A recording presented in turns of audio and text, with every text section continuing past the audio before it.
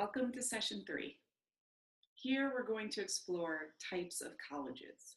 Which colleges might be right for you in your application process. The hardest part of the application is creating the college list. So we're going to explore the college list in 2 sessions, session 3 and session 4. So let's begin. Types of colleges. There's art schools and there's conservatories. Art schools are focused on the visual arts. You submit your portfolio in the visual arts for consideration to art school. Conservatories are similar but more unique, that they're dedicated to training students in the performing arts, but they're mostly focused in acting, dance, or music.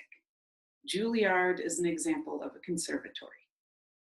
Please note that art colleges and conservatories judge their students more on artistic skill and talent for admission, demonstrated both in portfolio review and in auditions. There are community colleges, which provide entry-level college education. They're characterized by open admissions policies. This is a great start if your student is not ready for 4-year colleges.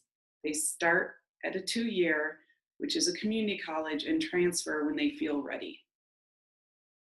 Historically Black colleges and universities are known as HBCUs. There's over 100 of these in the United States, and they're designated as historically Black colleges and universities, founded with the mission of educating Black men and women. There are Ivy League schools. They were founded in 1954. And the Ivy League colleges are mostly focused on the East Coast. They include Brown, Columbia, Cornell, Dartmouth, Harvard, the University of Pennsylvania, Princeton, and Yale. There are 8 private institutions located again in the Eastern United States. The term Ivy League is sometimes used to describe colleges that are highly selective. Liberal arts colleges. They're mostly private institutions focused on undergraduate studies. Their classes tend to be small and personal attention is available. They focus more on the well-rounded education, the humanities, social sciences, or sciences. They are not traditionally preparation for a particular career. Single-sex colleges. They are exclusively single-sex colleges. You might be familiar with the 7 sisters, Bryn Mawr, Smith, Mount Holyoke, Wellesley, Barnard, etc.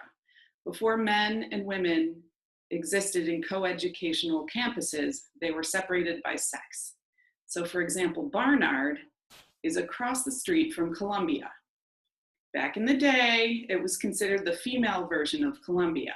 Today, it is still focused on being a single-sex education institution, but students at Barnard can take classes at Columbia, etc. Public versus private.